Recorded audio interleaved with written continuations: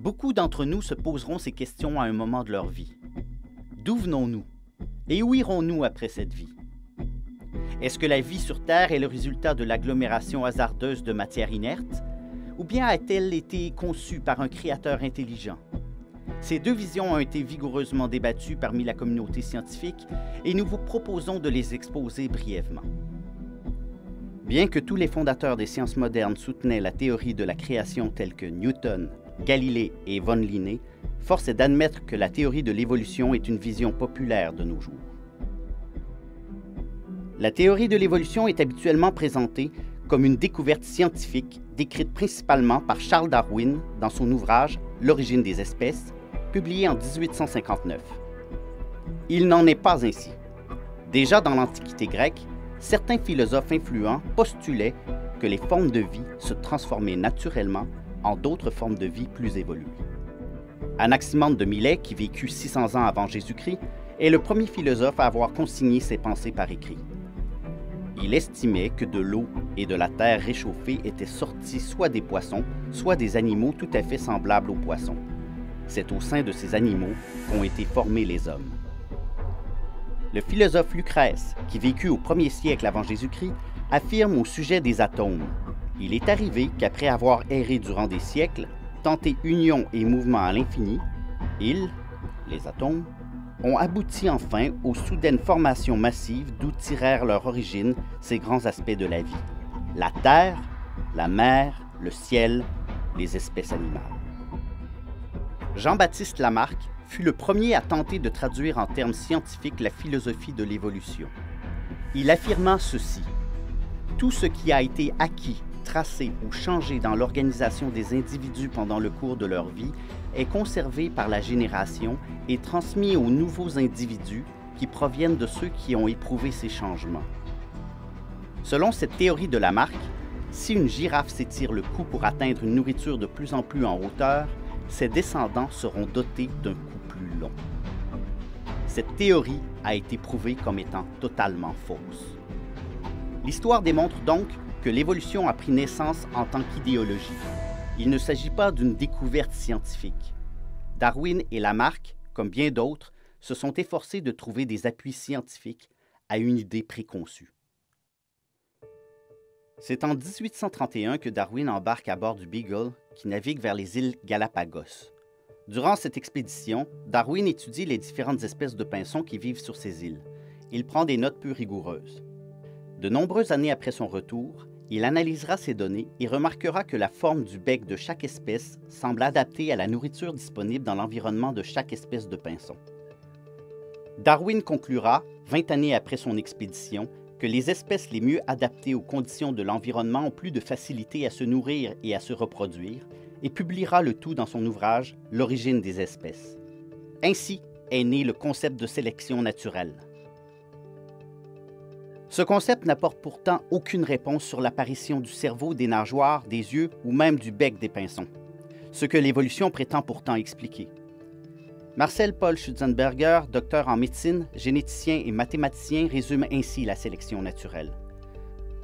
Dans une zone qui se désertifie, les espèces qui disparaissent sont celles qui ont le plus besoin d'eau. Ce qui n'explique pas l'apparition chez les survivants de structures dont les propriétés fonctionnelles leur permettent de mieux résister à la sécheresse. Le concept de sélection naturelle n'est pas un concept très fort. L'idée de Darwin était tout de même innovatrice et certains membres influents de la communauté scientifique s'empressèrent de chercher des preuves de l'évolution par la sélection naturelle. En 1866, Ernst Haeckel publia des esquisses d'embryons et tenta de démontrer que les embryons de poissons, lapins, salamandres et humains étaient si semblables que cela prouvait leur origine commune. En 1912, on annonçait que la théorie de Darwin était prouvée grâce à la découverte d'un crâne, lequel démontrait des caractères de singe et d'humain. L'homme de Piltdown propulsa la théorie de l'évolution. Cela a pris près de 50 ans pour l'homme de Piltdown et plus de 100 ans dans le cas de l'argument embryologique pour que la communauté scientifique avoue enfin qu'il s'agissait de deux fraudes fabriquées de toutes pièces. On avait joint un morceau de crâne humain à une mâchoire d'orang-outan. Haeckel, de son côté, a simplement recopié l'embryon de tortue dans chaque lignée, faisant croire que différents vertébrés ont un début de développement embryonnaire identique. Michael Richardson, embryologiste britannique, affirma « C'est l'un des pires cas de fraude scientifique. Il est choquant de découvrir que quelqu'un qu'on croyait un grand scientifique ait pu délibérément user de tromperie. » Ainsi, la théorie de l'évolution construisit sa popularité principalement sur deux arguments frauduleux.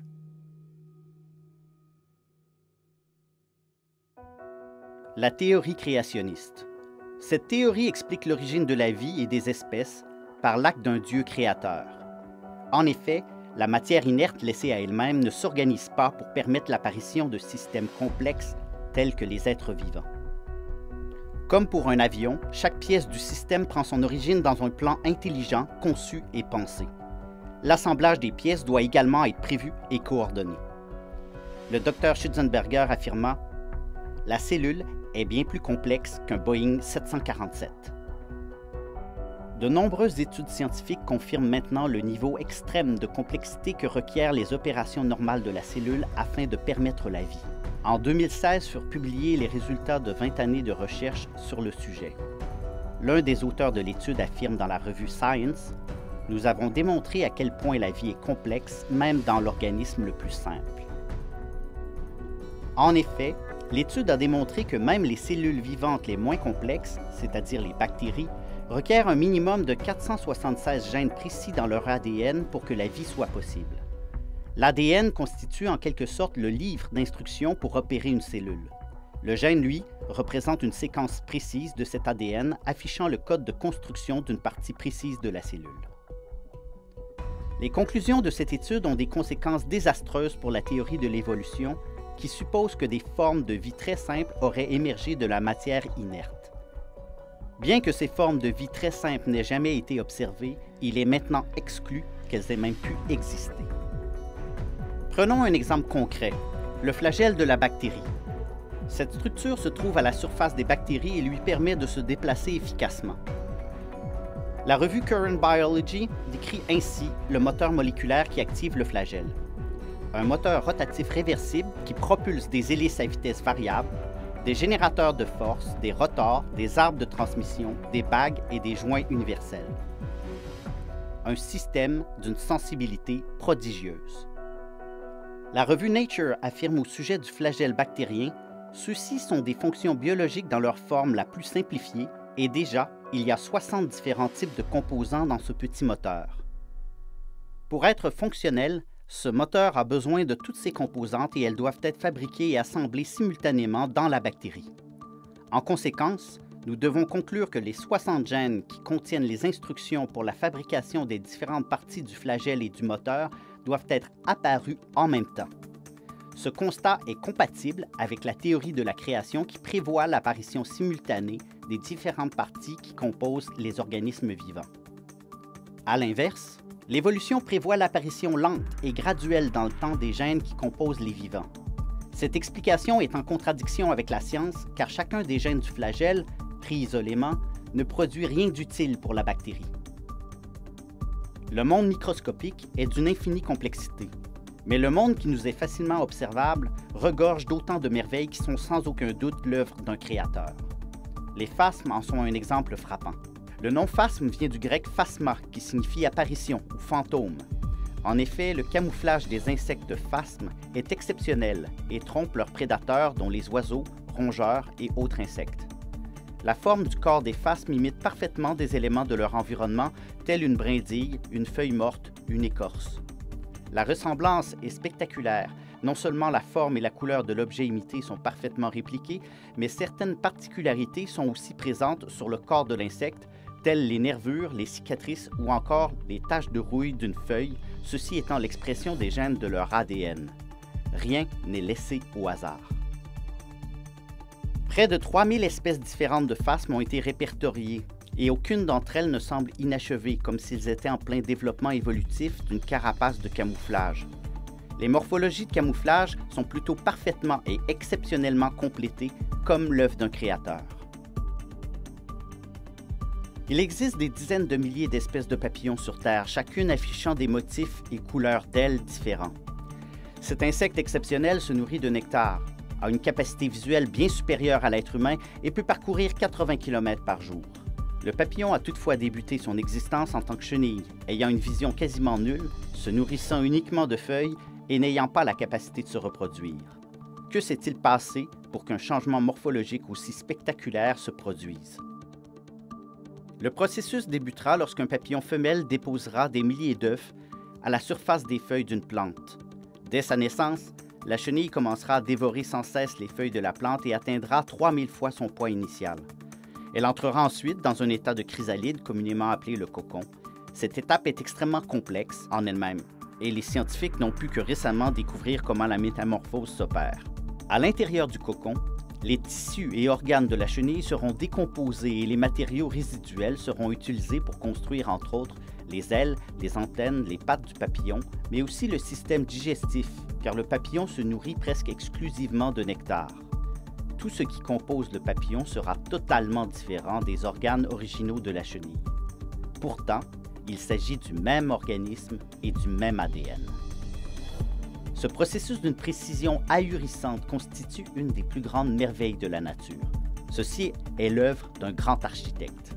Un processus aveugle tel que l'évolution n'aurait pas pu produire ne serait-ce qu'une seule des nombreuses étapes de la métamorphose. Les fossiles, seuls témoins de l'histoire du monde vivant.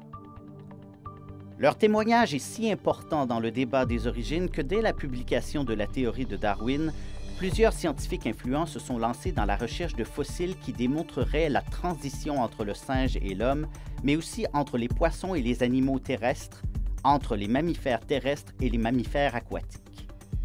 Mais aujourd'hui, nous comptons des millions de fossiles répertoriés. Ces données n'étaient pas disponibles à l'époque de Darwin. Si l'évolution est vraie, nous devrions voir un déroulement graduel de la vie dans le registre des fossiles. Si la création est vraie, c'est plutôt une apparition abrupte des différentes espèces animales qui devraient être observées dans la séquence des fossiles. Aujourd'hui, il n'y a plus de débat sur la question. Toutes les espèces dont nous possédons des fossiles apparaissent très abruptement dans le registre fossile, ce qui est compatible avec la théorie de la création, laquelle ne procède pas graduellement, mais fait apparaître les formes de vie complètement formées et fonctionnelles. Darwin avouait lui-même: les recherches géologiques ne nous montrent pas entre les espèces passées et présentes les degrés de transition infiniment nombreux et serrés que requiert ma théorie. Et cette objection est la plus importante de toutes celles qu'on peut lui faire. David Rupp, curateur de géologie jusqu'en 1994, affirma ceci: c'est-à-dire que les espèces apparaissent très soudainement dans la séquence, qu'elles démontrent peu ou pas de changement durant leur existence dans le registre et qu'elles quittent abruptement le registre. Stephen Gould, paléontologue de renommée, affirmait: peu importe la zone locale, les espèces n'apparaissent pas graduellement à la suite de la transformation constante de leurs ancêtres. Elles apparaissent plutôt tout d'un coup et complètement formées. Le verdict du registre fossile est clair. L'évolution ne s'est jamais produite. De plus, l'apparition soudaine prévue par la théorie de la création est confirmée dans le registre fossile. Bien que toutes les questions ne puissent être répondues ni par la théorie de la création ni par la théorie de l'évolution, les innombrables merveilles de la nature témoignent en faveur de la théorie créationniste. Les écrits bibliques affirment: en effet, les perfections invisibles de Dieu, sa puissance éternelle et sa divinité se voient comme à l'œil depuis la création du monde quand on les considère dans ses ouvrages. Dieu a donc laissé des traces évidentes de son existence afin que nous cherchions à le connaître. Les écrits bibliques déclarent: quiconque croit en lui ne sera point confus, car quiconque invoquera le nom du Seigneur Jésus sera sauvé.